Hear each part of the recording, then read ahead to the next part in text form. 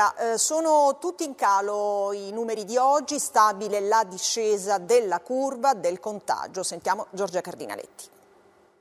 Con tutta sincerità in questo momento prevale in me la preoccupazione perché siamo dentro la crisi e vorrei che non passasse un messaggio che è tutto finito, che ormai i problemi sono risolti. Allora da domani sì, parte una fase nuova, ma abbiamo bisogno della massima prudenza e della massima gradualità. Una nuova fase che comincia con una conferma, la discesa della curva del contagio. 1389 nuovi casi, ieri erano 1900, stabili in Lombardia, diminuiscono nettamente in Piemonte. In Umbria e Molise non si registrano nuovi contagi. 174 i decessi nelle ultime ore, il dato più basso dall'inizio del lockdown. 28.884 vittime dall'inizio dell'emergenza. Continua ad alleggerirsi la pressione sugli ospedali, diminuiscono ancora i ricoveri in terapia intensiva e nei reparti Covid.